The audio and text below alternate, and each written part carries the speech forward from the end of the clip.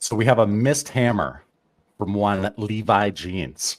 Thank you very much. It's a 12-team, 1 QB PPR start 9. Mahomes, Carr at quarterback. We have Brees, James Cook, Javonte at running back. A.J. Brown, Olave, and trash cans at wide receiver, and then McBride at tight end. It's got all the future picks. It was an orphan. The previous owner went all in on winning in 23, did not do so. 2 of 2 is the inbox offer of Cup and Devontae Adams for my 25 first and second. Is it worth sacrificing future flexibility for the 2 studs? Scott, this is low activity league. What do you think here? So again, 12-team, 1 QB PPR start 9. Cup and Adams, or 25 and 20. Yeah, 25 first, 25 second. Well, these are the toughest players probably to move right now in Dynasty. These specific players, Cooper Kupp, Devontae Adams, Stephon Diggs, the old-ish receivers that you probably have very few people that are interested in. I've moved a couple Devontae Adams over the weekend, but you got to be creative. And I'll just say, if somebody is sending me a first in a deal for them, I'm immediately interested. Now, this is a 1 QB. It's a shallow 1 QB. So, you got to look at, the team has some pieces. Mahomes, Brees, A.J. Brown, Olave, McBride. It could get there. It could get there if you put Devontae Adams and Cooper Kupp on this team.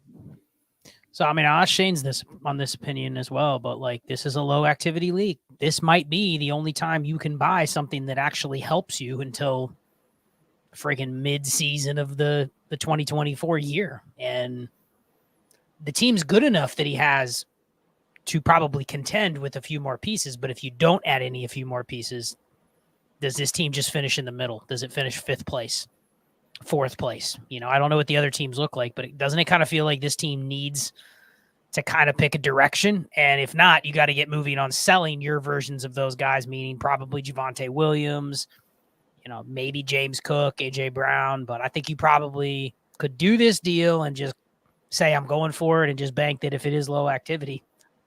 I add Adams and Cup, I probably have one of the better rosters. Top 3 team, most likely, assuming everybody stays healthy. We don't know what the bench looks like, so who knows? Shane, have thoughts on this one, man? Yeah, I actually just did a start 9 rookie mock, 1 QB by myself because no one wanted to do it with me. But that said, yeah, I'll take this deal. You're giving up a 25 first. What do you call that? A second. Your pick's probably going to be late considering you have Brees. You're going to have Adams. You're going to have Cup. You already have AJ Brown. Olave could turn into what he's supposed to be, but at worst, he's a high-end wide receiver too. So, yeah, I'm all in. Sounds good. And apparently I'm laggy according to the private. Well, leave. I'll grab the next one. Get out. It's that bad, huh? Yeah, get out. I'm going to do this. I got this. I'll host. All right. Go away. Hey, Scott. How's it going? We've already did his. We are flying blind without an overlay. Just Shane and I. This is not Manic and Chill. But I don't need. Yeah. No, it's always Manic and Chill time. So first overlay. There's absolutely nothing there. So this is going well. We've got another hammer. 1 of 2 at play trunk. Oh, there we go. At 1 of 2 hammers. Appreciate it, bro. 10 teams, Superflex, PPR, half tight end premium. It's start 10. He's got a whole host of players, 2 inbox offers from the same team. 1, he gives the 201 and the 302, gets a 25 first, projected mid to late, or give the 105 and the 109 and a future second, get the 25 first, 26 first. Drake London, he has no firsts in the future, so he's definitely in a spot where he'd like to get a first. He has doubts on trading the 105, could be Bowers or Dunze, or could be a boat, Scott. I'm going to say this. I'm not trading the 105 and the 109 in a second to get London a 25 first and a 26 first. That future second and that 26 first basically cancel each other out. Time value of money. Look it up. I want the 105 over Drake London. Maybe I'll take the 25 first over 109, but that's the only one that I might do. It's up to you, Scott. I totally disagree. This is a 10-teamer. I don't value quarterbacks. Give me Drake London over. Drake London is probably equal to Rome Odunze. Give me the first over the other 2 pieces. It's a 10-teamer, Shane. I don't value Drake May. I don't value J.J. McCarthy. I don't value Bo Nix or Michael Penix or Brock Bowers in this format. You remove those 5, and all of a sudden that the class of picks goes, I don't know, man. I think I'm taking the package. That gets me out of having to make the pick. I certainly hope Brock Bowers is not somebody I would consider picking at the 105. Especially given the fact I already have Evan Ingram, Luke Musgrave, and Noah Fant. I don't need another tight end on this team. Brooke. I was going to call him Brooke. Brock Bowers is not Musgrave or Fant. Those dudes. He's not. And you know what? You don't have permission to draft them until you get rid of those other cloggers off your team. When you've constructed like this, no. And I'm going to say this: I preach about roster construction all the time. When I see teams like this, what are you doing with those players on your team considering drafting Brock Bowers? Get rid of them. Move up from 201 to 110 for Luke Musgrave. I don't even want them on my roster in this format. And unless you have a plan to get rid of them, you are just drafting out of construction. So I'm taking the deal, man. I don't want to make the picks here. All truthfully. Right. Scott's taking the deal. I'm not taking the deal. One thing I will agree with Scott you arrived back at where you started without an answer. Without an answer. Oh, well. But no, you got part of an answer. Yeah, we don't like your roster construction. You got too many tight ends. Not really sure why you have all those tight ends. There's no need for Fant and Musgrave when you have Ingram. I think Brock Bowers will be a significant upgrade to Ingram, but I do have to agree with Scott. You are in a position where you'll have to move those other 2 tight ends. And if you do draft Bowers, you probably would be in a position where you want to then trade Ingram as well. So we got Clay back. Hey, Clay, we don't do intros here, so I'm going to go to the next question. Dax, here, let me try just so you can tell me if I'm still lagging, in which case I'm like going to move. Dax Suntkin, he says, help on the clock and inbox offer. Give the 101 for Jefferson and the 206. This is a 14-team super flex, start 11, half PPR, full PPR for the tight ends. Who's up? Who wants to go? I'm all read out. I'm gonna catch my breath and let Scott get this one, and then I'll jump back in. I don't think I'm doing it. 14-team, half PPR. I think Jefferson is just devalued enough where I'm probably taking the quarterback at 101. Give me Caleb Williams. Those 2 things. If it was a 12-team PPR, you could justify it here, but I think 14-team, half PPR, there's a reason probably this person is. Wouldn't you say most people, Clay, are not putting up Justin Jefferson? They're trying to do something to get a quarterback without having to go to him. Right. And they're putting him up, which tells me probably the league is going, QBs are tough to get. He's probably tried to trade Justin Jefferson for Patrick Mahomes, other QBs, you know what I mean? And you're just acquiescing to something your market says you shouldn't have to do. I'm keeping the 101 here. I agree. What about you, Shane? 14-team, half PPR. You just going to take Caleb, or are you taking JJ and the 206? Yeah, I'm going to take the 101. Hold on to Caleb. I mean, obviously, what I'm going to then try to do is, can I get down to 102 or 103? Dare someone to take Marv Harrison at 102 and see if I can get Jaden Daniels at 103 and get another piece. But either way, I'm not taking this deal. Sounds good. Let's move on to the next one here. Another missed hammer. 2 hammers, actually, from White Lines 34. Thank you very much. So this is a 12-team super flex, 6 point per passing touchdown, PPR 1.5 for the tight ends, start 10. And we'll go with Shane here, 30-man rosters. Mahomes, Burrow, Fields at quarterback, Achane, Kamara, Pacheco at running back, CD, Smitty, Ayuk, DK, Nico, and then at tight end, Kincaid. Has a 210 in all futures, finished 3rd last year, looking to win it all. Says the activity is the type where I have to initiate it. Well, good for you. Traded Stroud for Lamb and Fields a few weeks back. Should I look to get another hammer somewhere or use a receiver to gain flexibility moving forward? So, Shane, it's a 12-team, start 10, PPR, small 10M premium. Shane didn't like that Stroud for no. Fields, did you? No, I do. I mean, obviously, I'd prefer if that would have been Burrow. Yeah, I can't be mad at it. I mean, look, Stroud is hot right now, but CD Lamb is CD Lamb. I mean, he is a guy that goes right around that in startups. So I can't be too mad. What's the question? He's looking to win it all, aren't we all? He's asking, should he get another hammer somewhere, or and right, we got use a receiver to get it. Mahomes and Burrow. Let's see our receivers. Well, it's obviously we're not going to use Lamb, right? Because we just traded for him. Could he use another hammer? I guess he's got Nico, DK, Ayuk, and Smitty. So that is 1, 2, 3, 4. 4 is the math on that. Guys, that if I could combine those in some way into 2 much better wide receivers, absolutely I would do that. But is anyone in your league going to let you do that? Maybe not. Probably not. I would doubt it. But can you take Smitty and DK and go get you a Puka Nacua plus? Maybe. Puka's probably in that range you could do because there are people that still question his goodness despite last year. I can tell when Scott's going to disagree with me because he starts 100% on his face like that. He gets a little smart. Yeah. Let it rip, Scott. There's just not a reason to be giving away multiple starters here for an upgraded receiver. And I'm not saying those guys that he has are not as good as Puka, but it's just not how I would play it. Now, can we turn Justin Fields into a first? There's still people out there giving Fields for first. Go search Dynasty Daddy. Mm-hmm. There's people that have given up first for Fields. Now, maybe that's a 26 first, but I would have felt better about that Stroud deal. Now, I'm looking at his roster. There's a reason he probably did the Stroud deal. I have Mahomes, Burrow, and Stroud. I'm screwed because I can't get any other elite pieces. This is the one manager that threw me a lifeline. They threw me an elite receiver for one of my quarterbacks. So I understand why he did that. I was a little critical of doing that deal, but we've all seen this, right? Where one team has 3 top 6 quarterbacks and nobody will play ball. And somebody sends them an offer and it's like, I don't want to do it straight up, but this is the only top 15 skill player that's even available. So I just have to take it. So I understand that.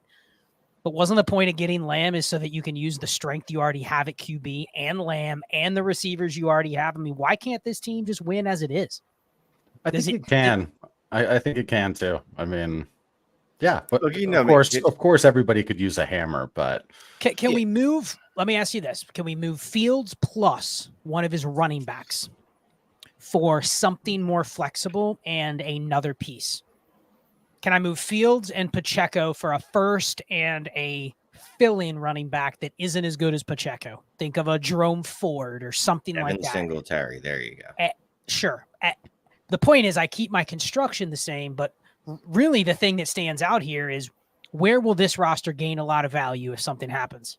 Fields starts, right? Yes. Right. But you're right back at the point where if Fields starts, what problem does he have now? A third QB. And I'm guessing the QB market wasn't good to begin with because he had to give Stroud away for Lamb.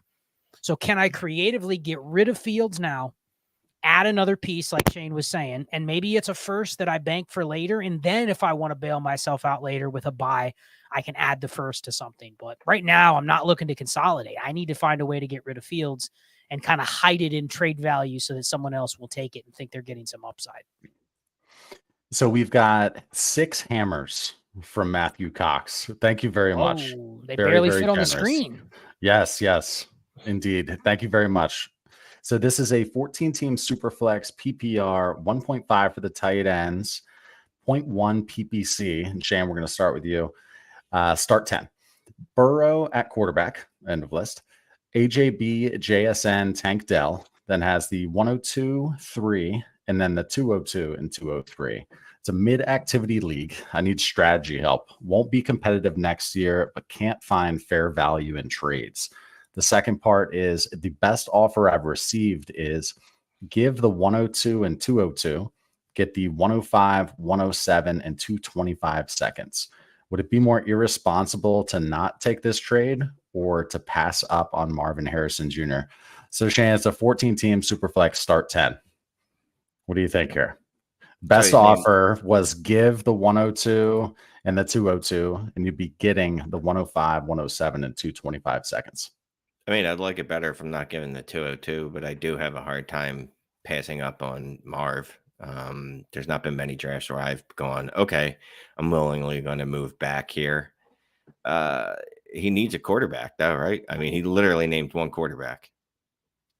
Yeah, Okay. He also has the 103, so he's guaranteed Jaden Daniels Oh, okay. and Well, there Marv. you I'm go not then. moving out of that spot. Yeah, so you've already got your situation taken care of. You've got Marv Harrison or Jaden Daniels and then Marv Harrison. That's what you should do is Jaden Daniels, then Marv Harrison to mess with the ADP. And then at 202, I mean, if you wanted another quarterback, which I'm not advocating, but if you really wanted one, you could probably most likely get either Penix or Nix at 202 or 203, depending on how the draft falls, if you wanted another quarterback. But yeah, like Scott said, you have no reason to move back because then you're in a position where you're taking the lesser of May or JJ McCarthy. And then at 107, maybe Brock Bowers might be there, but it's only a half-point tight end premium. Roma Dunze could be there. I like Roma Dunze. I think we all do. But no, I mean, there's no reason to pass up Marvin Harrison and Jaden Daniels here. It's Scott, a you have more 14-teamer. thoughts. Go ahead. Yeah. You're not getting Michael Penix or Bo Nix at the It's what would 14 this teams, be? sorry. The 18th and the 17th pick, or the 16th and the 17th pick. You're not getting them there in a 14-teamer. You're probably looking at Keon Coleman, Ricky Pearsall, one of those running backs, Blake Corum, Trey Benson. That's who you're getting here. I don't need. Here's the thing. That's in the spot where you should probably be taking Trey Benson and Blake Corum. I don't want to add running backs to this team. Can I move the 202 for a 26 first? Before it's on the clock. That's the problem. Get out of those two picks. If you can get 26s, if I got to tack a third onto it, whatever, get out of those picks. Pick Marv, pick Jaden Daniels. You got a nice core here, right? Burrow, Jaden Daniels, AJ Brown, Marv, JSN, Tank Dell. That'll survive another year. And you got 3 firsts in the next 2 years to play with, including one that hopefully yours is, top 6 next year if you don't make the playoffs. I mean, and so you're fine with that, huh? Because it's 101 and 102. I mean, 102, 103 needs a lot of pieces. 14 team superflex, and as we've been talking about, only has Burrow. So, but you wouldn't try to get cute. You just take Jaden Daniels and Marv, drive them off the lot, and try to do stuff with the 202 and 203. You're saying, huh?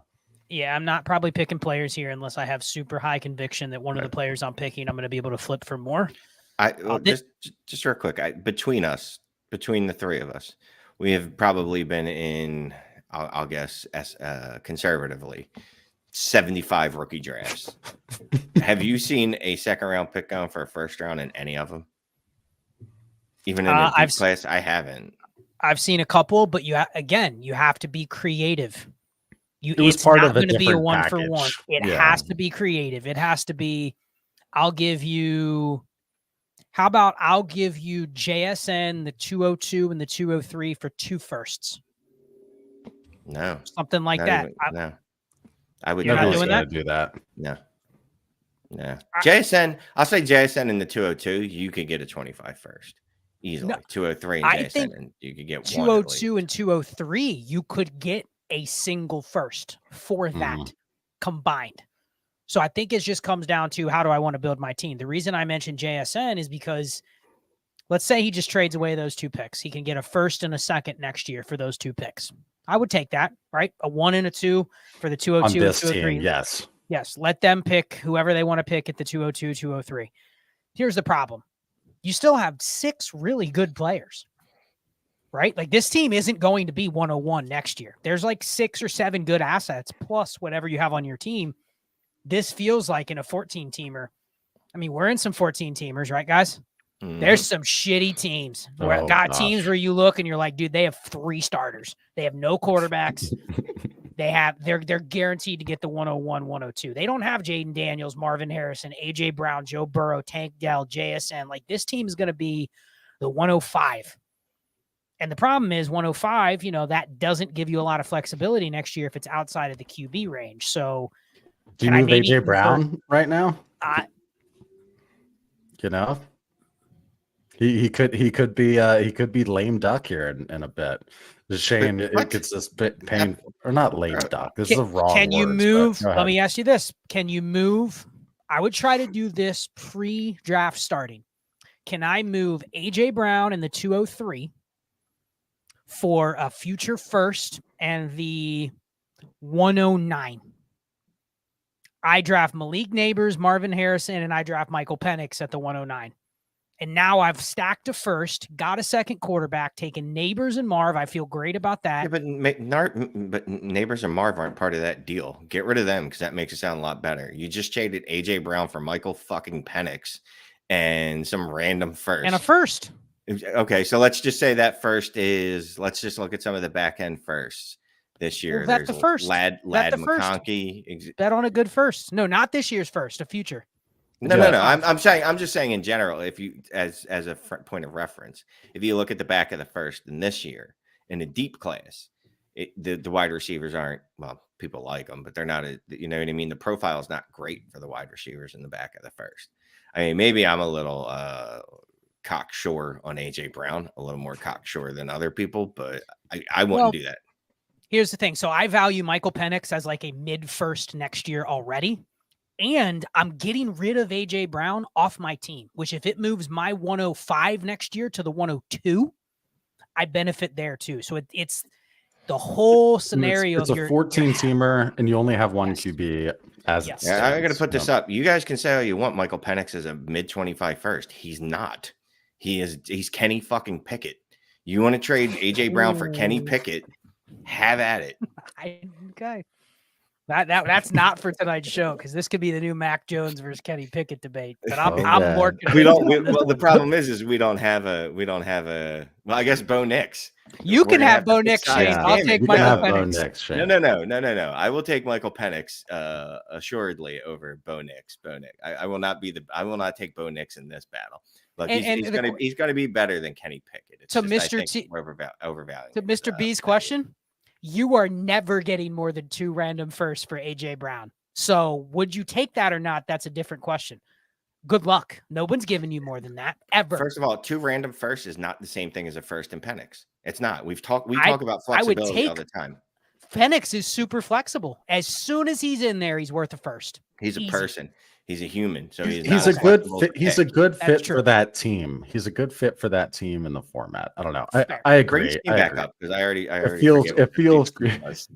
No. We gave him. We gave. No. Bring it back up. I want to see his team. I got he rid got of his it, bro. 6 hammers worth. He got Shane and I really fired up. I finally deleted it. We gave him a good. I was bringing in the crowd to argue with them. Good stuff. No, thank you very much for that one. Let's move over to from the crowd early on. We have Alex, my youngest name. He always comes in early and he has a strategy question. They tend to be pretty sharp. So let's see what this one is. In the off season, are you trying to address gaps in the running back room early if they aren't hammers, or wait closer to the season? I mean, you have to be more specific. I mean, I always am trying to fill gaps at running back when I need more, when I need different ones, when ones don't have jobs and others do. Like, you kind of got to be always working to any running back on the 53, in and out. You know what I mean? But in terms of, am I seeking to buy running backs today? Am I waiting till I get on the clock at the 211 saying, can I buy Gus Edwards with that 211? Like, I'm not making moves like that. Every once in a while when I don't want to pick, and I'm getting to that point, everybody, with rookie drafts, I'm looking up at my roster ship and I'm going, man, I got Ray Davis in 8 leagues. You know what I mean? Do I need another Jalen McMillan in the 4th round, or can I just get another pick instead of doing that? Like, there becomes a point where you go, all right, instead of taking Will Shipley for the 7th time, Shane, maybe I'll diversify and you can trade me Ty Chandler instead. You know what I mean? Like, I'll do something like that, but I'm not seeking out, man, my running backs are weak. I don't have enough. Let me go give you a pick for like Chase Brown. Like, I'm not doing that. It feels like you set your running back room and you buy them when you get closer to the season. Yeah, you tend to agree, Shane? Yeah.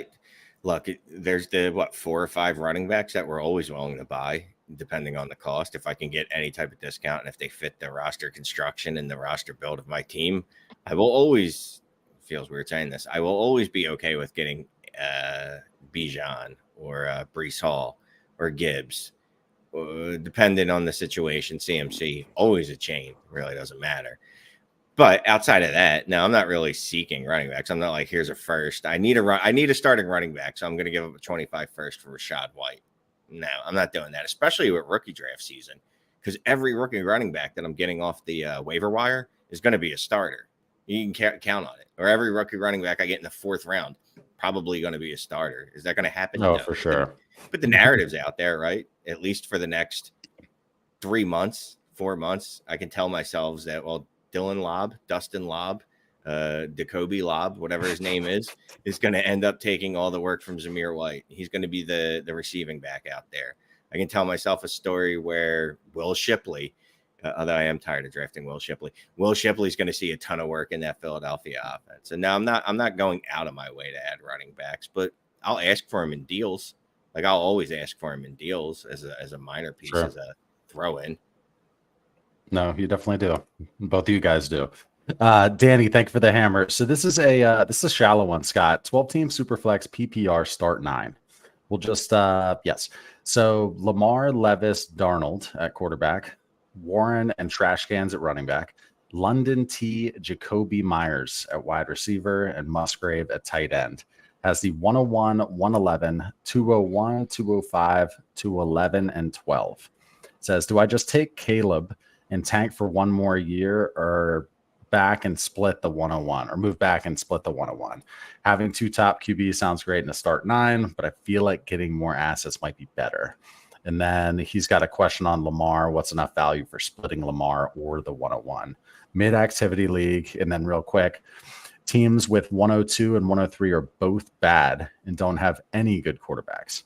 104 does. So there you go. Shallow 12-team start 9, super flex. I feel like we answered this, but maybe it was me and Theo. Let's hit it. I mean, the dude at 104 has got all the good quarterbacks, so everyone's got a problem with them. I mean, I'll start with the Lamar question.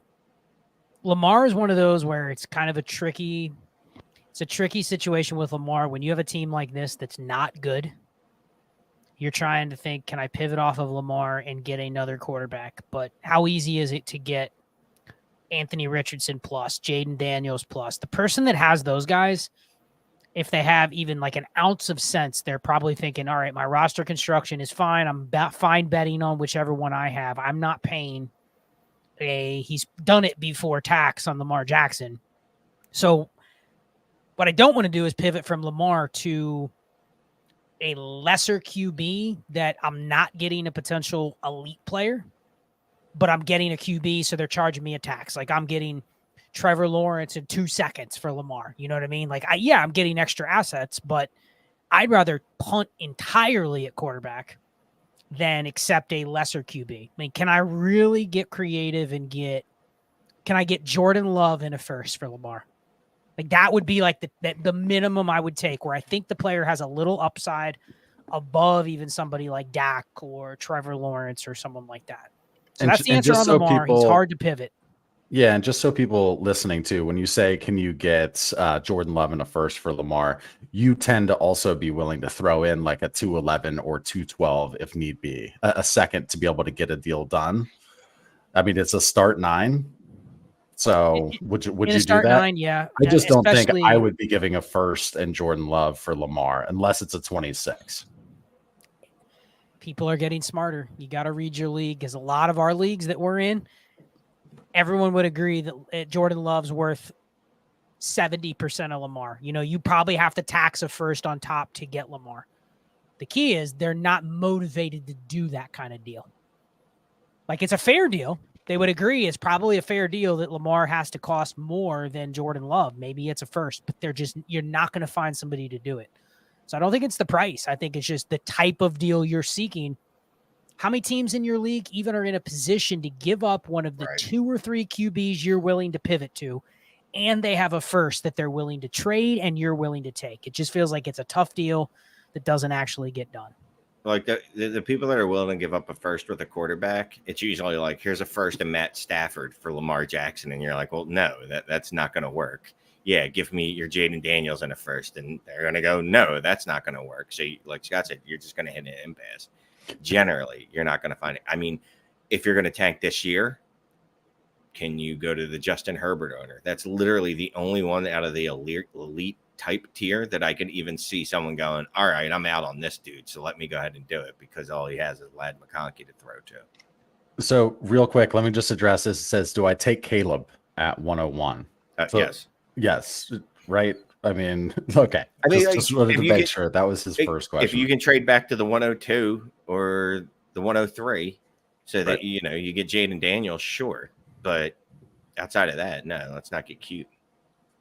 So this was from T-Law Shampoo, just a nice hammer. He said, Shane, answer my question on Twitter DMs. Yes, he does. He does that for many.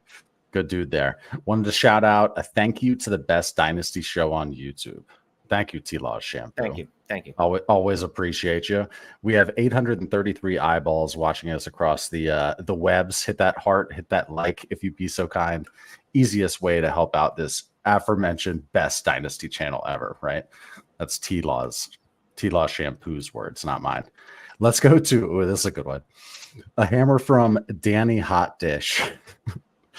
This is a deep one, Shane. Hashtag sarcasm. 10-team, 1 QB, half PPR, start 9.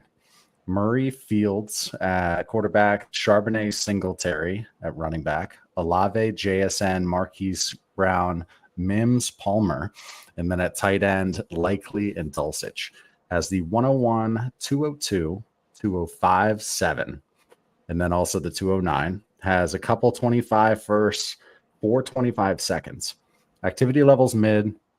So Shane, again, it's a shallow 10-team, 1 QB, half PPR, start 9. Hope to move JSN and the picks a tier up. Would you split the 101 given the roster gaps? No. Let me just finish reading it, but then, yeah, you can say no a couple more times. Would you split the 101 given the roster gaps, or given the shallow format, take Marv? Any other thoughts, especially since I have a glut of late picks in the shallow format? All right, go ahead, Shane. We're not doing it in this, right? No, I'll split Marv for the 102 so I can draft Neighbors and like another earlier pick. These late picks, we were talking about that. I feel like we were talking about this somewhere, right? Weren't we talking about shallow leagues and late picks? How it's okay to have a bunch of them so you can take a bunch of different shots. I remember what you're talking about. Yep. I don't remember the conversation when it was because we talk all the time. I feel like it was yesterday's morning drive, but I could be wrong. It could have been Thursday's AMA. I literally don't know anymore. But no, I'm not splitting it. I'm not splitting Marv. We talk about this, or at least I talk about this all the time. It's start 9. It's a very small starting lineup, right? One player can have an outsized impact in this format. So no, I'm not splitting Marv unless, again, I can get to the 102, draft Neighbors, and get, I don't know, the 106 added on. That's probably one of the only ways that I would do it. And it might not even be 106 to be enough, because now that I'm doing math, Roma Dunze is probably gone at that point. So that's not even good enough. So 102 and 105, and they can have the 101.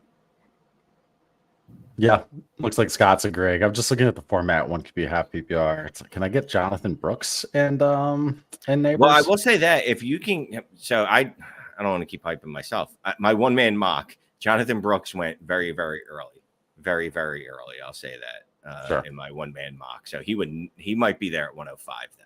So yeah, if you can get Jonathan Brooks in this format, smash. Smashy.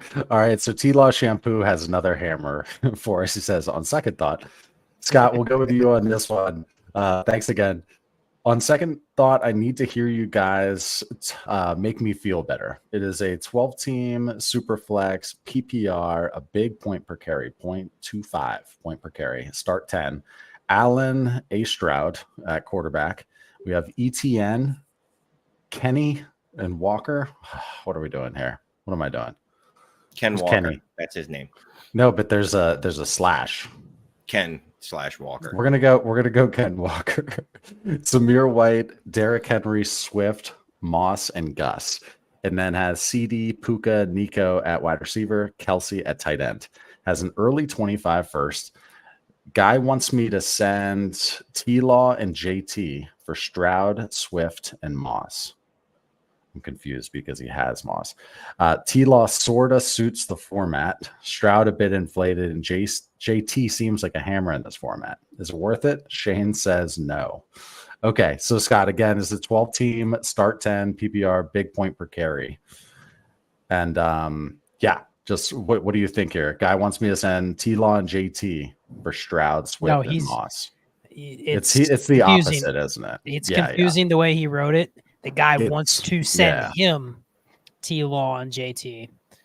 I'll say this. I'm in some point per carry leagues. I think we're all in some point per carry leagues. Depending on the QB scoring here, I was just looking at one today where it's 4 point per passing touchdown.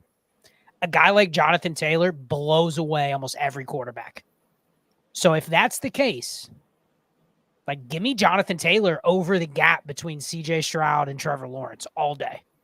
Now, here's the thing. I love in a point per carry league. I mean, I know that's Ken Walker. It's not two different running backs. Shout out to Kenny Walker, the former Kentucky Wildcat basketball player that nobody's probably heard of. But in a point per carry, I love his running back room. He's got a bunch of guys that are going to get horses. Touches. Yeah, exactly. So I'm not in a hurry to upgrade my running backs here. If there's something better I can do with CJ Stroud, I mean, this is a dream point per carry running back room. It's cheap. There's a lot of these guys I probably got for very little. Gus Edwards, Zach Moss, Zamir White. But man, in a point per carry, like those are 15 point per game players right there. And they're not close to worth that on the open market. And you would look at the receivers that are scoring 15 a game. You're going like, man, like Garrett Wilson, you know what I mean, is getting outscored by Gus Edwards. And it doesn't make sense because the league is never going to value them close together.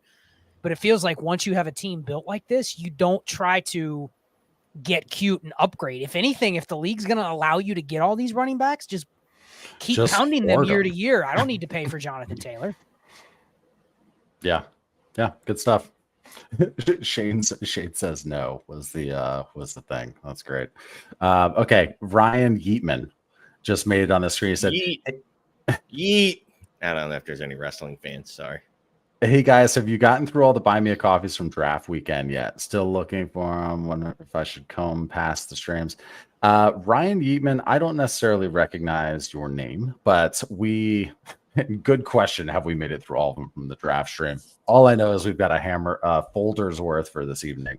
So stand by. Sanderford Roman timestamp 3650. Thank you. I did have one in here that I liked. Put it up, brother. Where did it go? Oh wait, we got an inbox offer. I don't actually like it, but I didn't look at it. But it's a inbox offer. He saw inbox and just I saw inbox. It doesn't even give a shit what it is. I want it to be helpful, right? Because I assume people are being truthful. You know, they could be dealing with lunatics like me in their league that are like, well, I send out 86 offers, so you better accept it because if you don't, someone's gonna. So he's got a 12-team start, 10 half PPR, tight end premiums, half point. Quarterback scoring is juiced. Would you send the 101 for CD Lamb and the 106? 101 being Marvin Harrison, probably. Although it's juiced scoring, so it's Caleb Williams. Yeah. Or if it's juiced the way I think it's juiced, it's probably Jaden Daniels. Get real wild. No, I'm guessing juiced is probably like it's point per completion. It could be juiced anyway, but if it's juiced for like our Destination 5 league is, Clay, if it's juiced like that, like give me Lamb and I'll you know what's also juiced for, like Drake May. You know what I mean? Like give me the package here because I kind of like I'm gonna get a quarterback at the 106, and I'm getting CD Lamb, which I'd probably prefer Caleb over CD, but it's not like I'm not getting. You're getting at least a first back on top. You know, I'm taking this. Right. Yeah. I mean, you have a little bit of work to do, but again, you've got that 106. It's flexible. We don't even have to put a name on it. Although ideally, yeah. It may be real juiced if someone comes with this offer just right off the rip. You know, like I'll give you CD, but then I'll also give you the 106, and I don't even think twice about it. Like it must be like 50 point per QBs are scoring 50 a game. Yeah, that's crazy. It has to be something bananas like that. That's funny from Danny Too Good that start Dynasty Trades in 5 or at Dynasty Trades in 5. So directed at us. People trying to offload Rice in almost all of my leagues. What would you buy him for? Scott shaking his head. I'd say go offer a mid-second for him. Offer a mid-second for him. No, I tweeted out, right? Quote tweeted Arave Marav. Is that his name? Probably not. Probably. Ari Myrov. Close. Him. That's a lot closer than I ever imagined. You did quite well. Wow. I am absolutely impressed with myself right now. Anyway, so I quote tweeted it and I said, I'm out. and then just basically said he's a dingbat because I'm 75, so I used the word dingbat, but I didn't. So then I re-quote tweeted it myself and said, well, I need at least a early second to move on from him though. And kind of to that point, like a late second round pick later than that, their chances that they're going to hit are probably lower than Rice's chances of going to prison are higher. Yeah. So anyway, all that to say, I'll still buy Rice for like a early-ish second. We don't have all show to go through this topic, but I kind of put out a in-jest comment in the Discord because I have seen a lot of Rice discourse in leagues this week, especially today. People just putting in the chat, he's done for. I've seen a couple people click him on the trade block. I mean, here's the thing. Rashid Rice hasn't even hit, Shane. He was wide receiver 30 last year. Okay. As a rookie, bro. My point is, and this is what I tried to say in the Discord, even though I was driving and just gave a really condescending paragraph answer, and then I didn't address the topic again. Rashid Rice has always been this. He's still this, whether he gets suspended a season, 8 games, 6 games, it doesn't matter. He's not going to crack the top 12 receivers, but you know who else probably isn't? Jalen Polk, Lad McConkey, Keon Coleman, Xavier Legette, Ricky Pearsall, probably not Brian Thomas or Xavier Worthy. Whoa. Calm down with there. Calm down. No. Odds are 7 of those 8 guys are not going to. They're all the same. Pick your preference. Yep. If you want Rashid Rice over the rights to draft Jalen Polk or Ricky Pearsall, go ahead.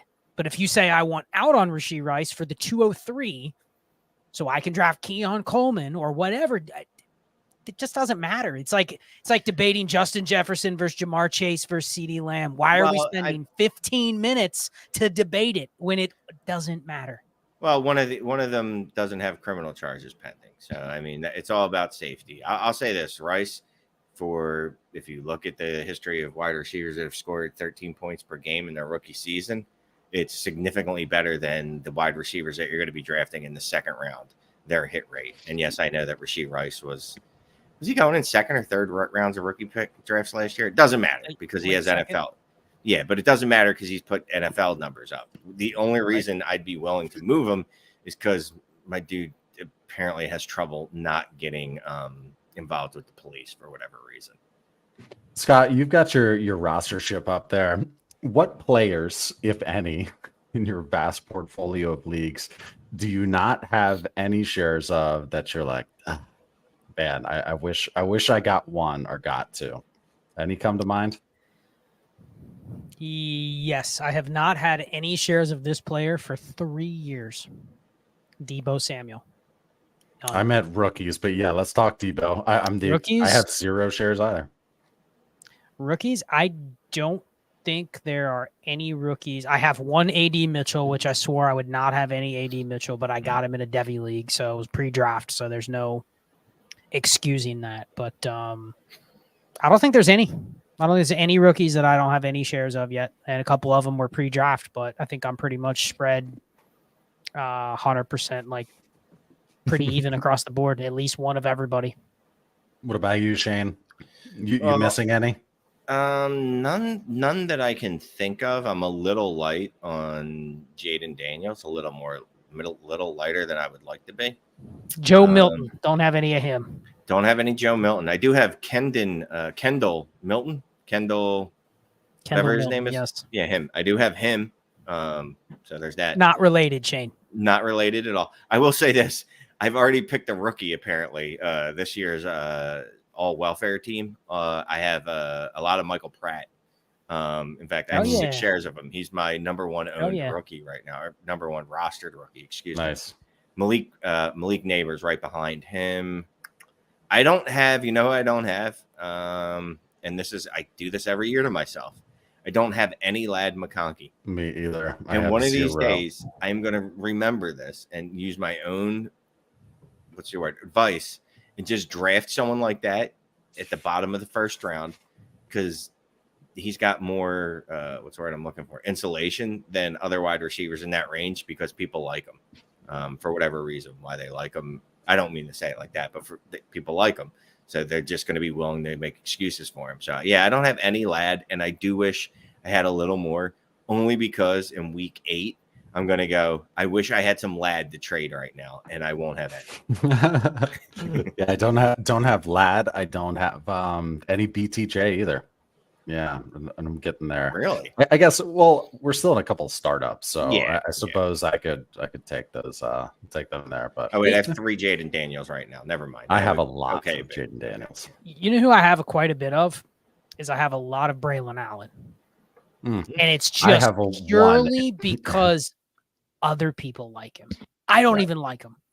And I'm looking, going like, why do I prefer Braylon Allen? Because I found myself subconsciously drafting Braylon Allen ahead of like Isaac Guerrero, even ahead of Bucky Irving in one league. Why? And it just goes back to like what Ray and I talked the day after the draft. It doesn't even matter. Especially when it's running backs, it almost doesn't even matter. How many running backs right now in Dynasty can you go liquidate for what you think they're worth? Very few, right? Here, you can't even go liquidate like Rashad White, James Cook, Isaiah Pacheco. Like, you're lucky if you find a buyer for those guys. And I'm just going, man, I can get Braylon Allen like in the 4th. And it doesn't take much. You know, one preseason run where he smashes, you're going, dude, wait till this guy gets another shot when Breece Hall goes down. Like, it's so minimal that I find myself just drafting some of the pre-draft names earlier just because of that reason. Everyone else just, they have to get Tyrone Tracy and Dylan Lobb, you know what I mean? And I'm going like, I'll take Braylon Allen just for the pure ADV that exists if he ever does anything.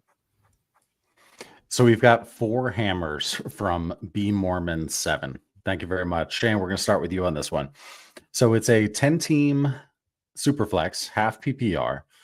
It is start 10, 2 of which are tight ends. So start 2 tight end, 6 point per passing touchdown. Herbert, Goff, and trash cans at quarterback. Rashad White, Kamara, Warren at running back. JJ, Wilson, D-Hop, Jacoby Myers, Downs at wide receiver, and then Pitts and Freiermuth at tight end. Has the 104, 108.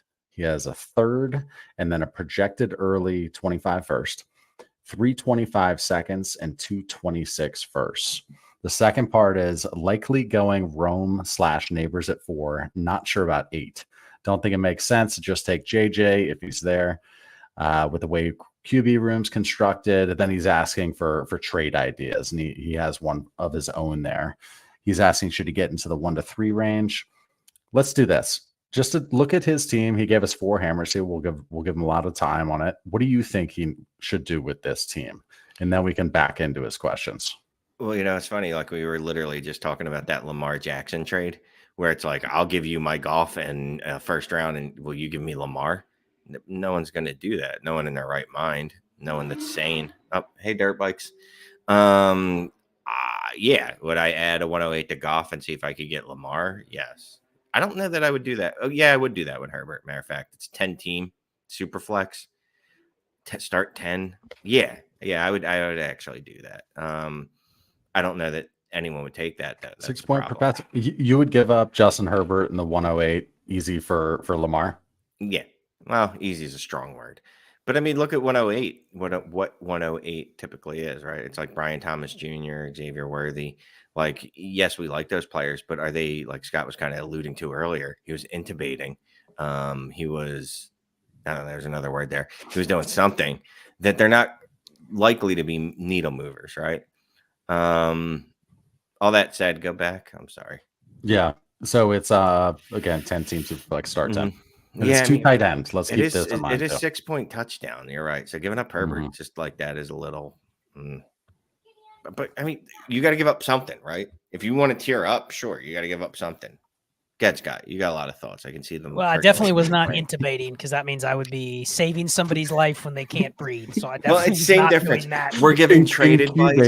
Same difference. Same difference. Intubating is what you do when somebody's dying and you need to save them, Shane. So I definitely was not doing that when thinking about this trade.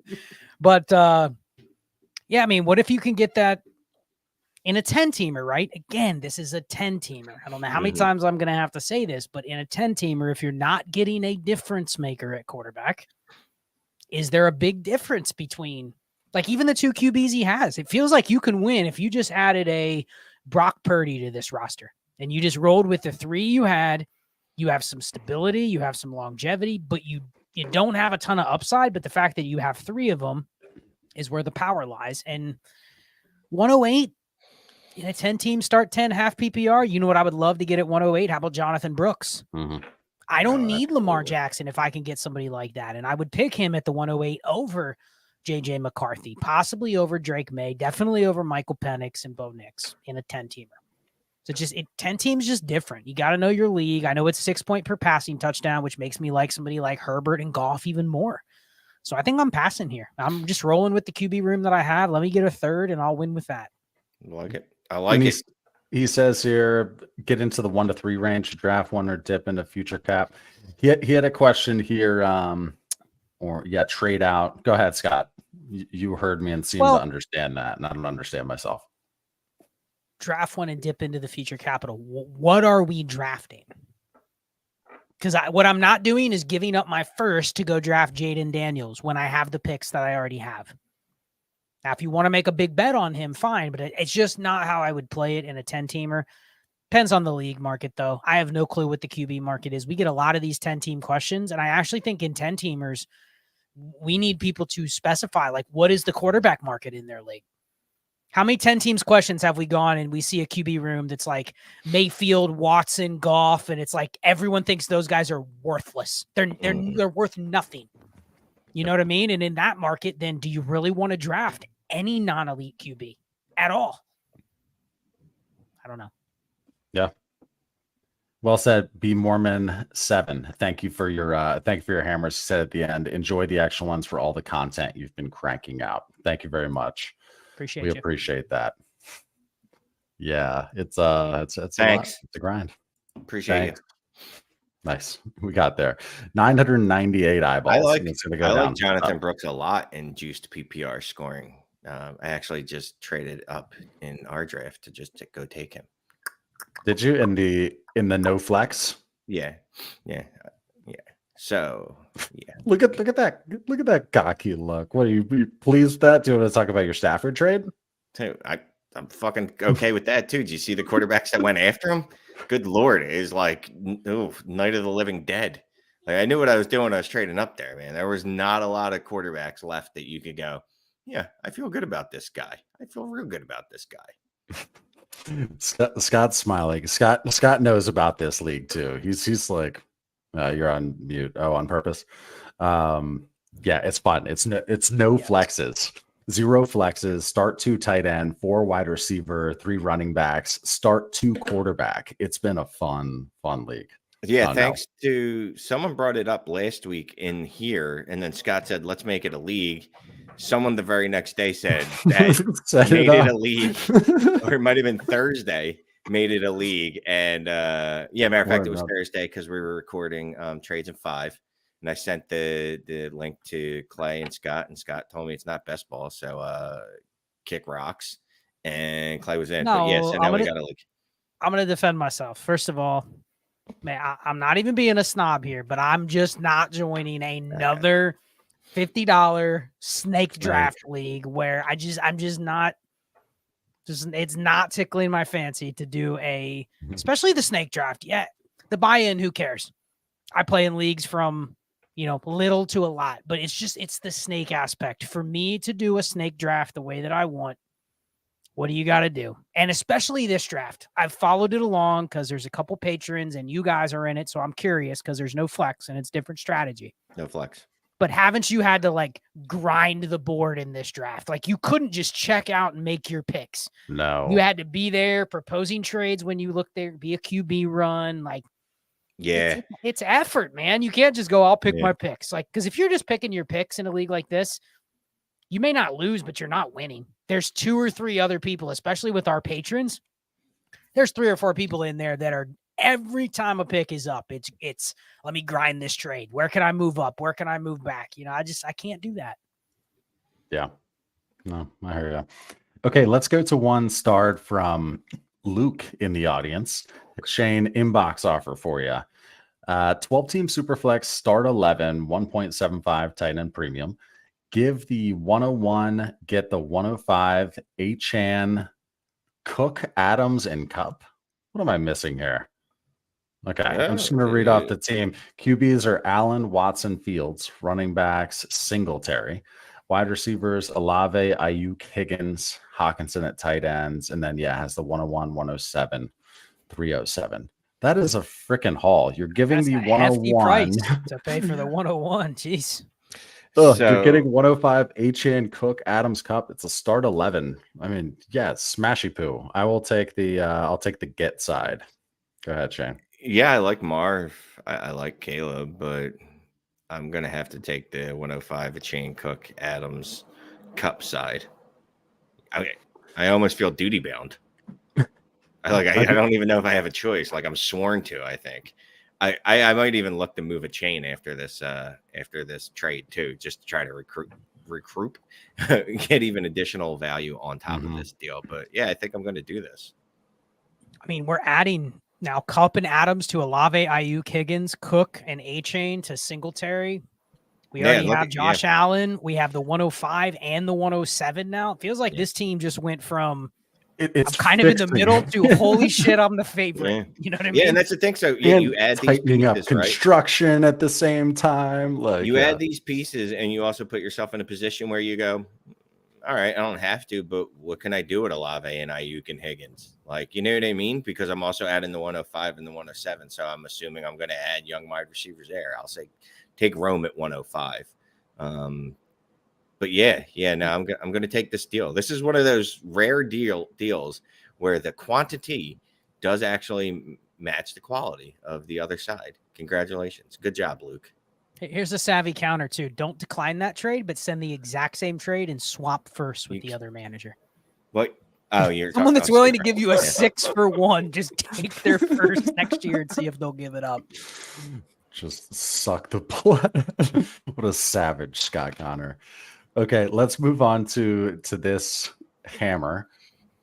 What is this? All right, Shane's perfect. Shane, this is you. 5 hammers from someone. Go ahead, Shane. Sefesta, PA Los Boys, NFL Draft Stream. Something, good job, boys, on the draft stream. Something. So I'm going to say good job, Poppies. There's no Poppies there, but I'm just going to use it anyway. Siesta Poppies, Los Boys, NFL Draft Stream. Perfect. Nailed it. I nailed that. And we will now kick it to our Spanish translator to actually tell us what it says. I send that clip to Babbel, and I'll just lie and say I use them to learn Spanish, and they will be sold. We will have them as a sponsor in no time. Yeah, I mean, somebody can Google that. Yeah. No, but thank you very much, someone, for the 5 hammers from the draft stream.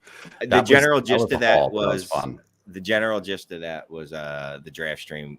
We did a great job on it. Yeah, and here's another 5 from someone who was watching us on the draft stream. Thank you so much. And coffee. Then it means coffee. Oh, is that what people are like? What are hammers? No. Kooks keeps saying coffee for the boys. That makes sense. Okay, I was close. Isn't it a little coffee? Cafecito, or is that like a? I feel like Cito, it's like almost like a little endearment kind of little tag you put on the end. You know what's easy to figure out? 5 hammers. That's $25. Let's move on. Appreciate you. Thank you. You can call us whatever you want in any language for that. For sure. I'm into that anyway. And then, Justin J. Kaufman on here said favorite part of the draft. He was also watching the draft stream with a ton of other people. That was so much fun, man. And we're going to make it absurd next year. Okay. And then we're going to go to this one from Angel. Thank you for the 5 hammers. Much appreciated. This is a 12-team PPR Superflex start 9. Scott, we'll start with you. Purdy and trash cans at quarterback. Puka, Higgins, Sutton, Jacoby Myers, Dotson, QJ. Then has Laporta and Ingram at tight end, 101, 4, 7, 8, 9, 12. And then has a 201, has 325 first. Activities low. General advice here. This is it. This is part 1 of 1. What are you doing with this team? Shallow 12-team Superflex start 9. Unfortunately, low activity probably means the Sutton, Myers, Dotson, QJ are just they're the lowest common denominators on your team, and you're probably stuck with them. So if you can get anything for those guys, and when I say anything, like anything, they're hurting you by being on your team, given you're trying to probably tank for next year. So literally, can I cut them and pick up anything that has more potential hopium or upside? This is one of those, Shane, where if I could just a trade running back, like just any running back. If I could trade all of those receivers for like 8/3 or 4/3 and 8/4, I would just take all of the new players instead of those guys. I don't even care. I would take the whole 4th round for him instead, just because they're not going to deliver me anything in a start 9.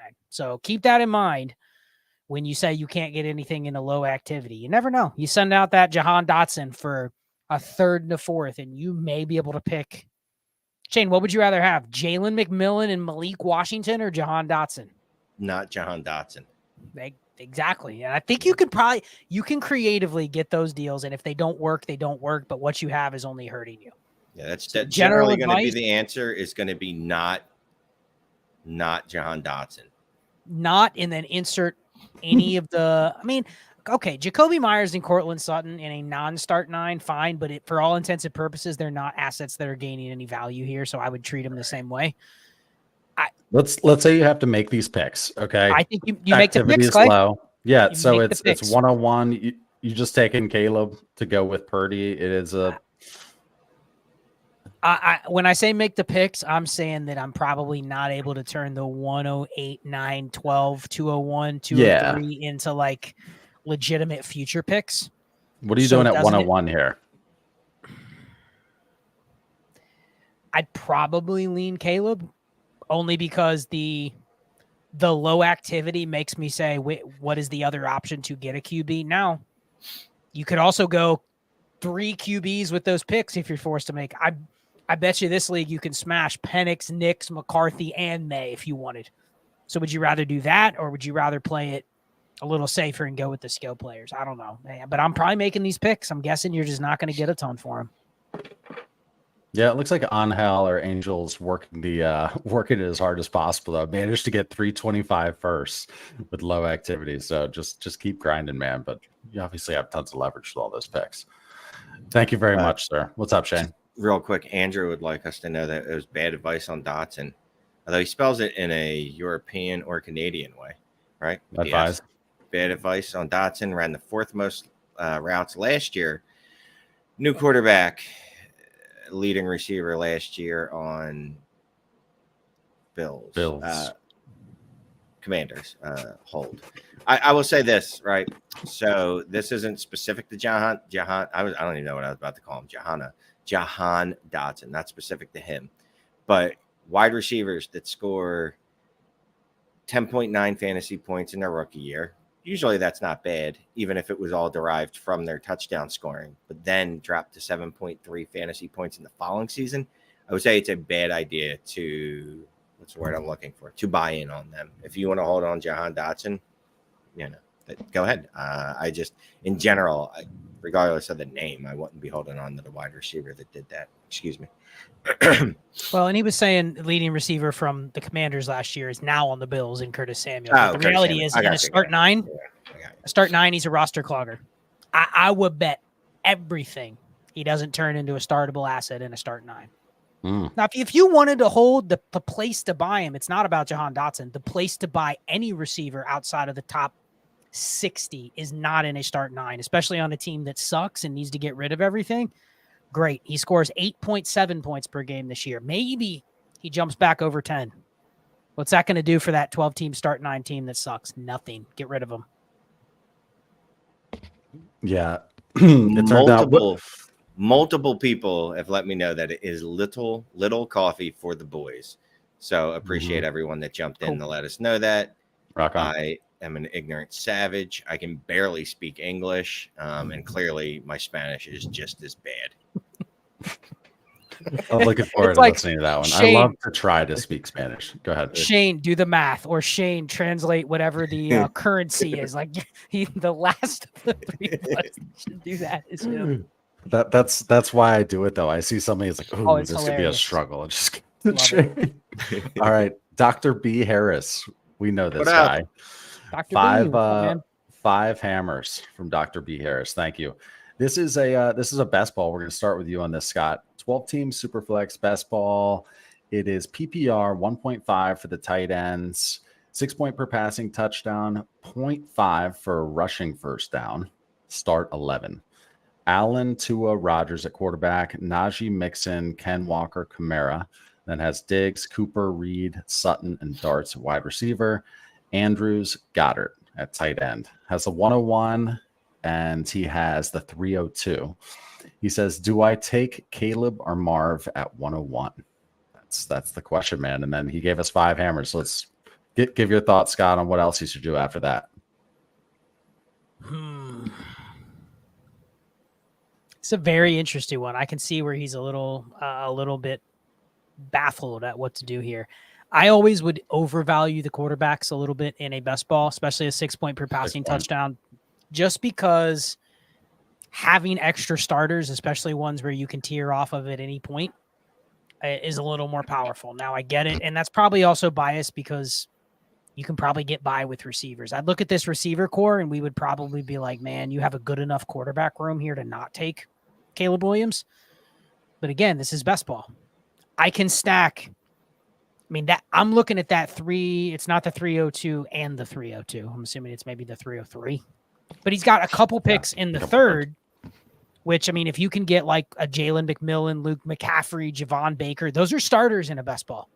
Those are guys I want. In a lineup league, I'm not excited to take those, so I may take the receiver early because my receivers are not great here, and they're all, other than Reed, they're all, not guys that are going anywhere but down.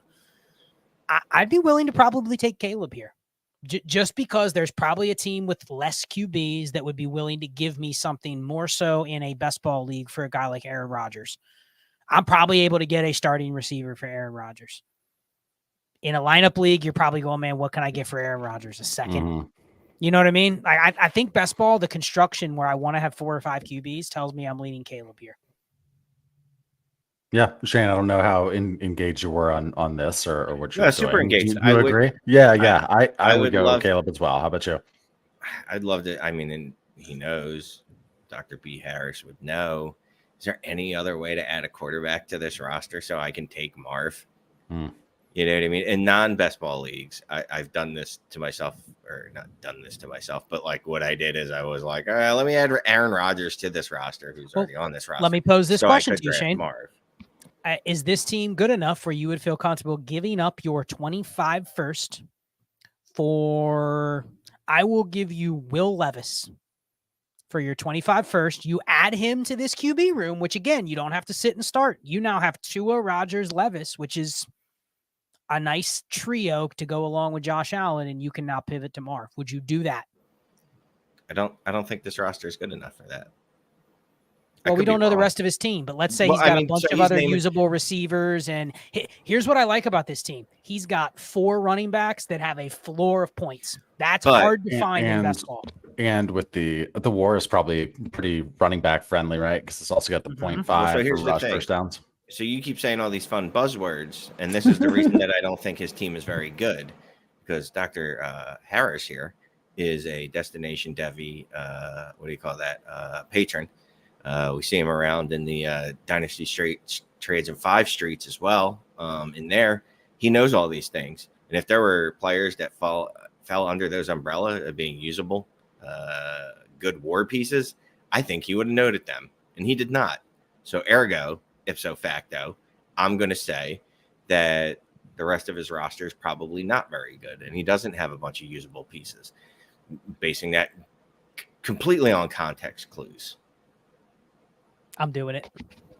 If I can get because here's the thing, that it's tough with best ball because there's probably guys hidden on his roster where you're going like, he's not going to list Jalen Hyatt. He's not going to list Andre Yoshivas. But in best ball, those guys they're rosterable. They have a purpose.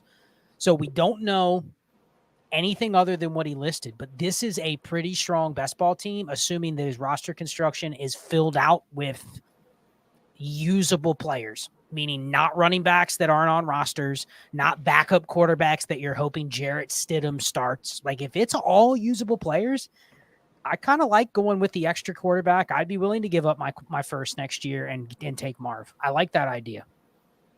Nice. Lineup, you would never do it because you're going, why do I need to buy a Will Levis? You know, like one single first does no good here buying a fourth quarterback. So Zach Alcorn, and thank you again, Dr. B. Harris. Zach got us 5 hammers as well. Much appreciated. So we don't have the number of teams unless he gave us an idea with like the 1, 11, or 12. No. What are we going to go with here? We're going to go with 12 team, Superflex start 9. Superflex start 9. In my experience, I've seen these are generally 10 teams. Yeah, we've had a couple 12 team start 9s. Gotta be a 12. Okay, fine. It's a 14 team. Okay, we'll go with the 12 team Superflex start 9. PPR 1.5 for the tight ends. Bijan, Brees, Gibbs. Would you trade one of them and a 25 first for the 101? He also has the 102. The team would be Caleb at 101, Stroud, and then 2 of those back. Okay. Lamb, Marv, Metcalf, Pickens, Najee, Kincaid. That's the base. What do you think here? 12 team Superflex start 9, small tight end premium, Scott. Would you trade one of Bijan, Brees, and Gibbs? That's 25 first for the 101. I mean, I thought it was going to be a question where it was like, all I have is Bijan, Brees, and Gibbs. That's what I thought too. It's but like, then, he goes to the next page and it's like, yeah, I also have CJ Stroud, CeeDee Lamb, Dalton Kincaid, DK Metcalf, George Pickens. I add another quarterback to this team. It's a start 9. But his deal is he has to give up Bijan, one of those 3, and the 25 first to move up to the 101. 25. Yes. It's pricey, but Clay, you're in this position in one of our listener leagues. You have all these running backs. You still haven't been able to move them for what you've wanted.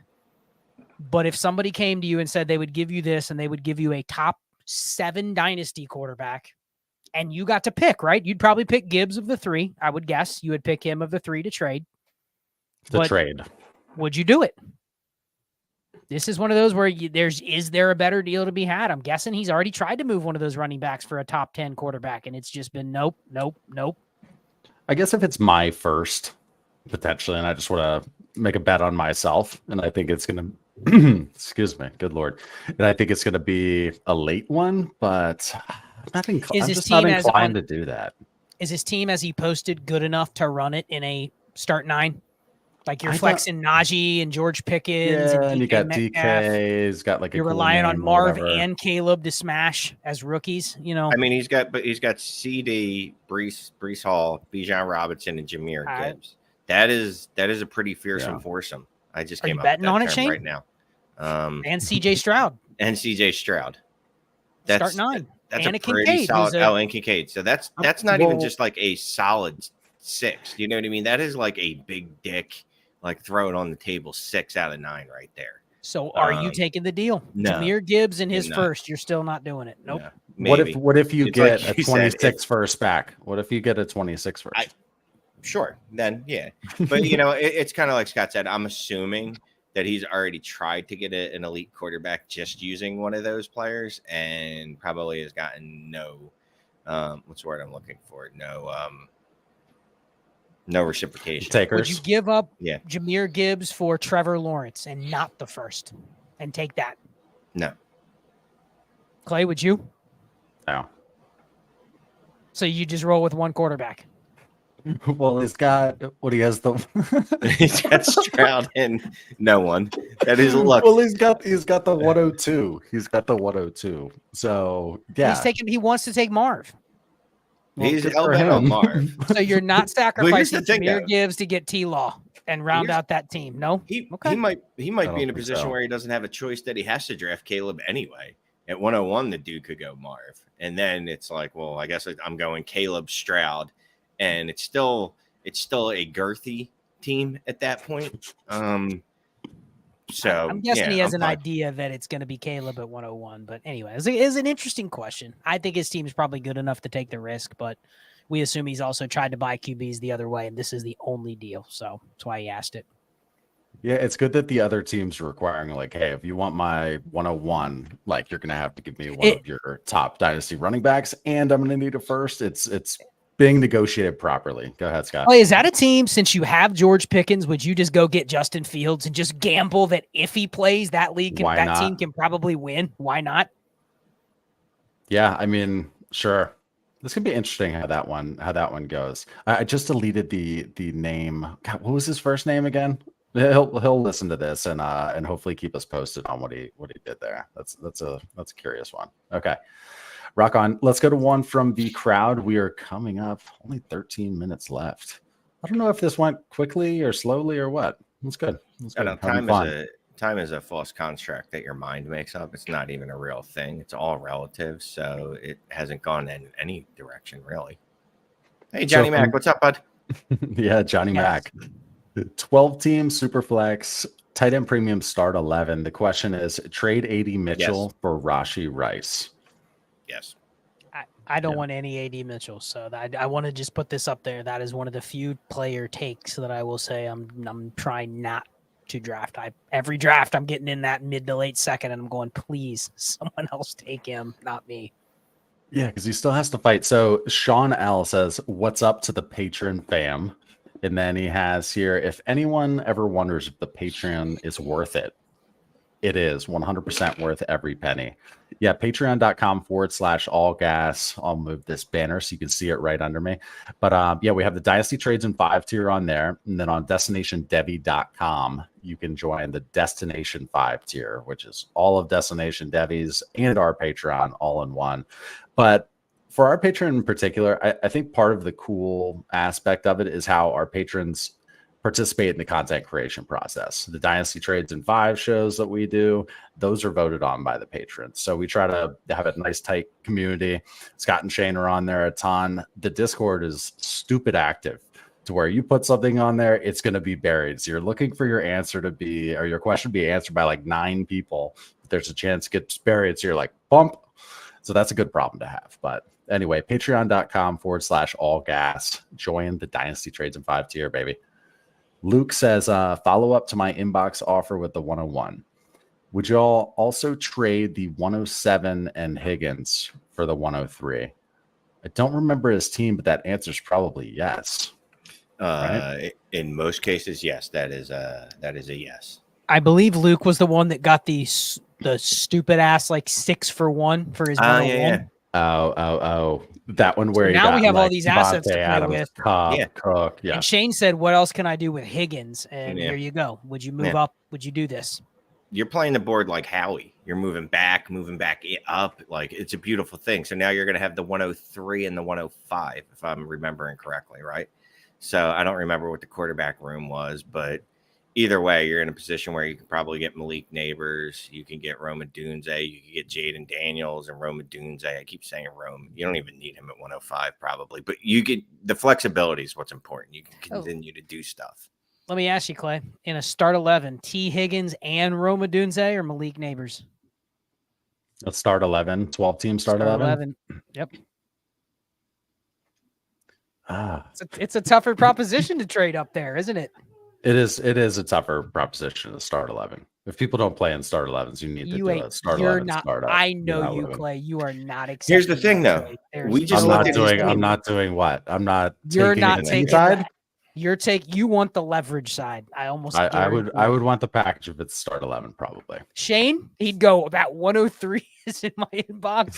T. Higgins, yeah, bro. Well, here's the thing. I mean, so he's got a bushel of assets already. I've cursed a lot this episode. So he already has a bushel of assets from the deal that he just made.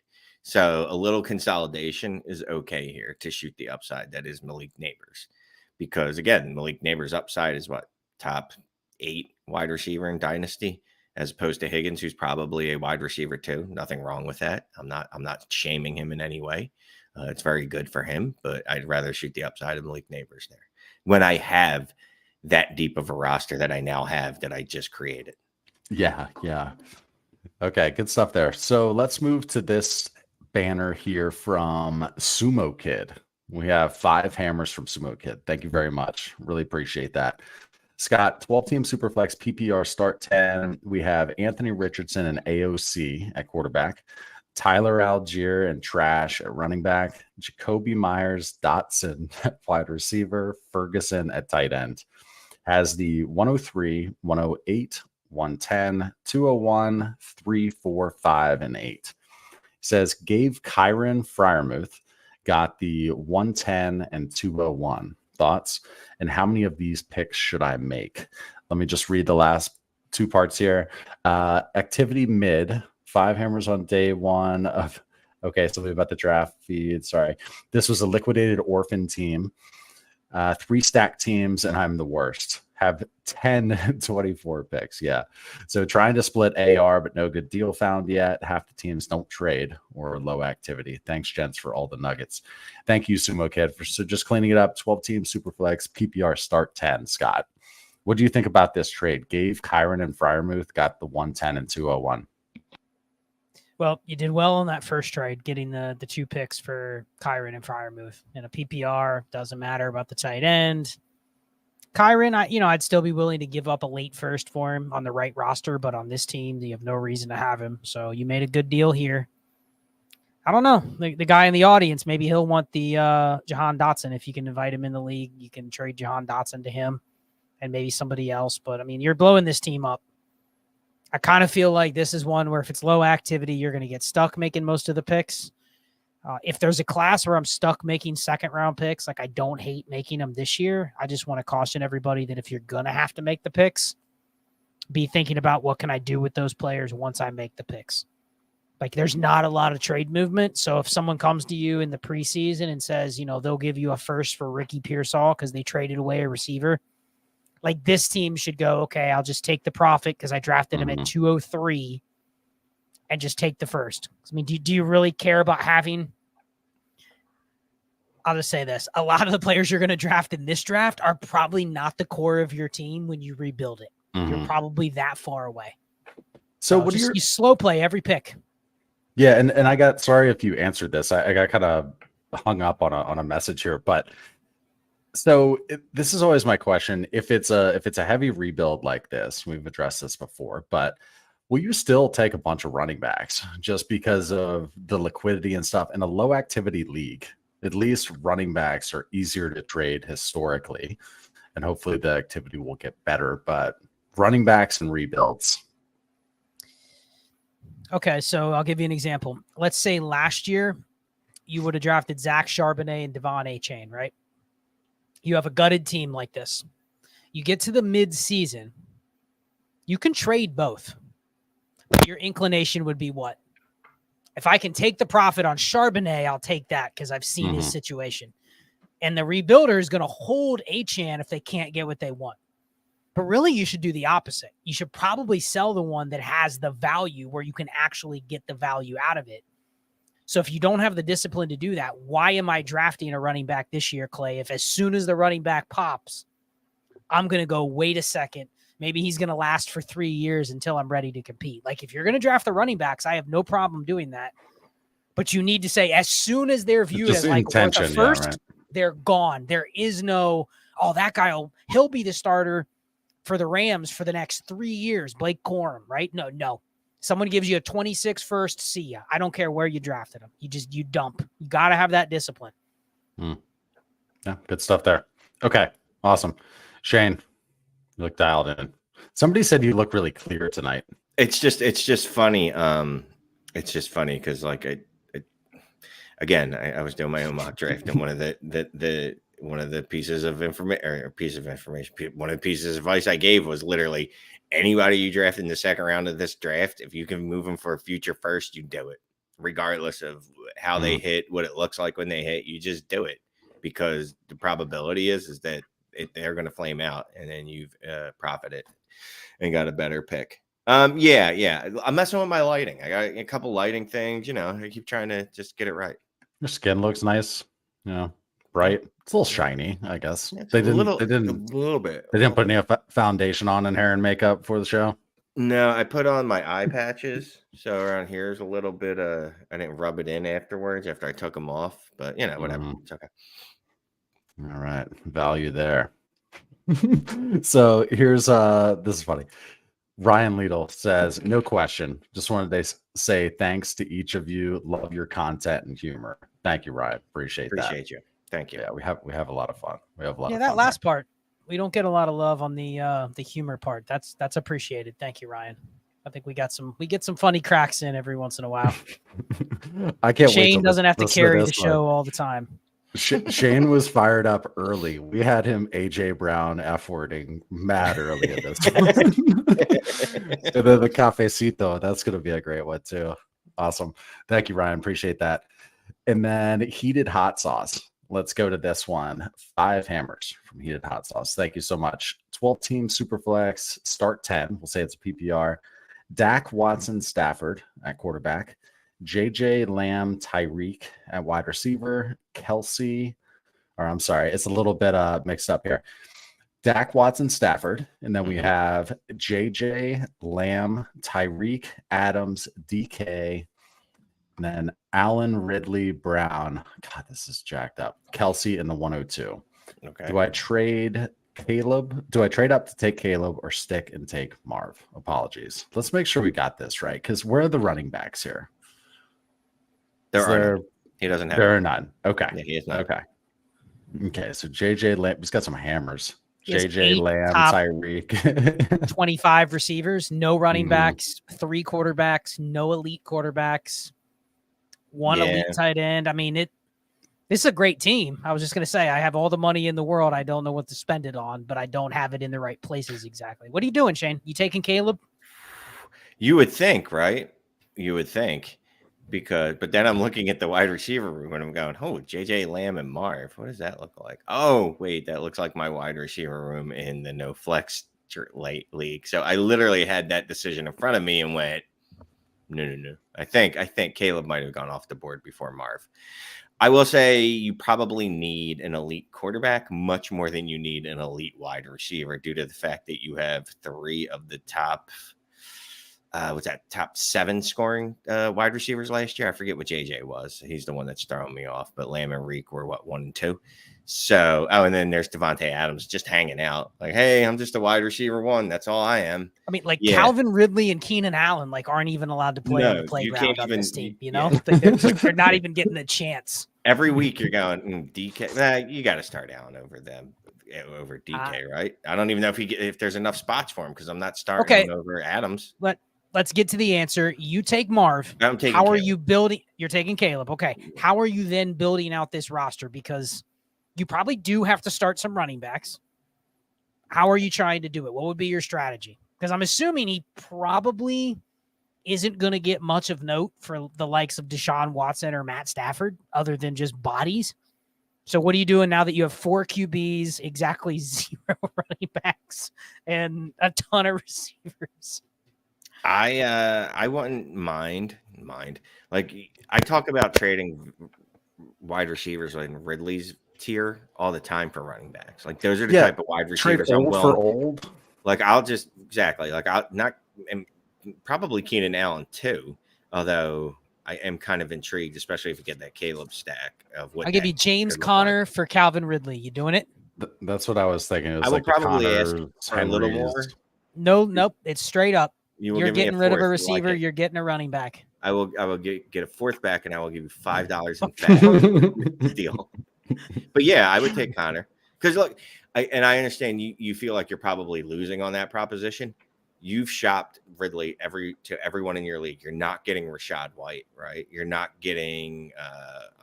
There's only 2 running backs I can think. Well, okay, but here's I fall into this trap too. But what are the odds that James Conner outlasts Calvin Ridley? It's possible, right? It's a non-zero chance. That's like we think, oh man, these running backs are going to go at any point, and then there's receivers that go at any point, and we think, oh, he's only 29, soon to be 30, he'll be fine. And then you look up in 2 years, and he's Jarvis Landry. You know what I mean? Just not even on a team anymore. So I know he has the contract, but I kind of think if you can turn those, 3? Ridley, Keenan Allen, and I don't know. If you can turn Ridley and Keenan Allen into 2 just gross volume-based running backs, this team can probably smash. Or I mean, Hollywood too. I don't know what kind of market he has, but oh, that's there- Hollywood. there's I some- didn't even I'm notice guessing him that's there. got to be Hollywood. Yeah, true. Or True. Yeah, Hollywood. Yeah, you should probably be able to. Honestly, you should be able to pull 4 to 5 running backs that you could have on your offense on your team and let them weed themselves out as the year goes on as to who's going to be your 2 anchor backs. Oh, Shane, he's got an update. Oh, Uh-oh. He gave up Watson, Keenan Allen, Hollywood Brown, and a first for Kyler Murray. Oh, he also has CMC and Bijan on the team. He forgot to drafted list Marv at those. 102. You Good forgot to list CMC. Oopsie. We were thinking he has no running backs, and meanwhile he has 2. He's like, oh, and I'm 4. going for back-to-back. First of all, I love that deal. I love that deal, man. That's It's a bunch of stuff for Kyler Murray. Right. Huh? And it's not that it's bad stuff. I mean, Allen's really Right. good. He's just old. 25 first. If it's your 25 first, after what you just read off to your team and then added these 2 running backs, I'm guessing that first is going to be significantly late. That's not the way they use the word, but it's going to be super late. It's going to be somewhere between 110 and 112. That's not a bad haul for a team that's stuck in the middle to get for Kyler Murray. You know what I mean? Like that's not a bad haul on the other side either. Yeah, no, that's good. That's one way to fix it. You snag Marv at 102. It's a good day.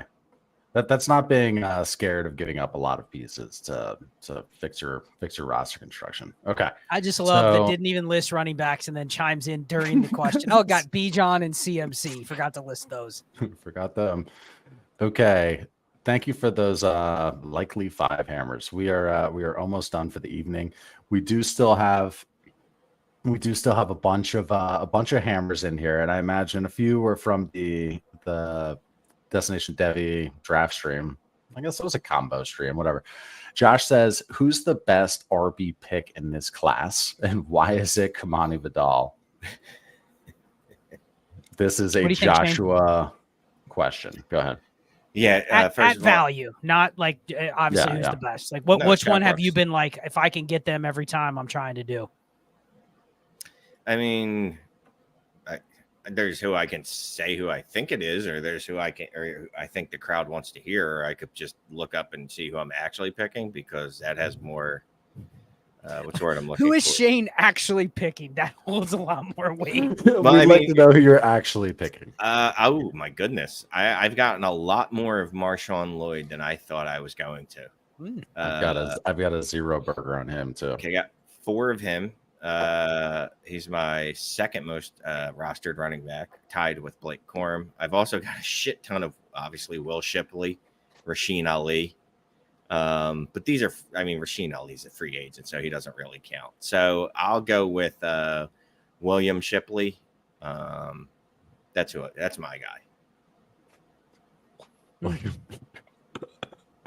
Now Kamani Vidal's going in the 4th round in most drafts, right? Although I haven't seen him go in the 3rd. Every 5 minutes that goes by, he moves up at least a draft slot to where so it's he's like going to be a he's first rounder. Soon. He is above Ray Davis and Will Shipley in leagues I'm seeing now, where he's just going ahead of those guys. He's like the RB5 off the board, which is a little wild. But I mean, for me, it's Braylon Allen, and the other one has been Bucky Irving keeps falling. I've been getting more Bucky Irving too, and it's Braylon Allen and Bucky Irving. I don't even like. Other people do though, so I'm just like, you know what? If I can get these guys at the end of the 3rd or the middle of the 3rd, then I'm just taking them and just gambling that. I mean, there are people that still, if he got an opportunity, Shane, you could sell people on Zach Evans. If he just got a chance, you'd be able to sell people on, man, they need to cut him and he needs to go to another team and just needs a chance. Benson, a great value at 205 or later, says Kuski. I've got a decent amount of trade bets. I have 3 or 4 for sure. I would just say that, Trey Benson, Blake Corum would be out of this conversation for me because, again, unless they fall in your draft to like 205, 208, it's not really value. They're kind of going where they should be going. Right. Yep. Okay. Let's do this because we got a lot lot of really nice draft stream things that I wanna put up on the screen. From M Erickson 25, no trade but great work this evening. Got another 5 from Levon from the draft stream. This was the winner of the live roster review with Shane and Scott from that draft stream, which is kick ass. Has that been scheduled yet? This is yes, stand by on that. I have an update on that. So Girth Brooks, my effing fam, love you boys. We just had a bunch more of these too. I mean, we've got Bogus. Sorry, I just messed that up. I'm sure. Here's Justin J. Kaufman, best part of the draft. Let's get that roster review. So many. If I don't mention yours, my apologies. I just want to still make it good podcasting. I'll try to delete what I did. Guys, I gotta stop talking. I'm freaking exhausted. Clay, you know what? I'm gonna throw this out there. I'm gonna put it live. I'm gonna be going out of town for the last couple days of the week this week, but maybe I'll pop in because I have a little time during the day. Maybe I'll pop in and do like an impromptu hammer stream or something like that. If we got to catch up, I can hit some hammers that we've fallen behind a little bit on, just because it never stops. We're trying to all navigate our 25 drafts plus at the same time, and you want to work these trade boards and everything, and it's just, I don't know why I'm doing the underdog right now, where I'm trying to max enter over 500 underdog drafts this summer, and it's just like I'm literally doing something every second of the day, fantasy wise. But let's keep it going. We love it. We do love it. To the 1171 eyeballs in here, thank you so much for joining, Shane. I'll let you say goodbye, of course, and then we'll end it. Appreciate you all. Thank you for watching. I'm going to self-plug me. Check out Shane Says on my YouTube. I don't have fun like graphics or TikToks because I don't know how to do those. So there's no TikToks. So just check it out. It's not long form, I promise. Keep it short. No, but also thank you for watching every Tuesday. Appreciate you all. Yes, indeed. All right, I'm going to end this stream. We will see you soon. Thank you.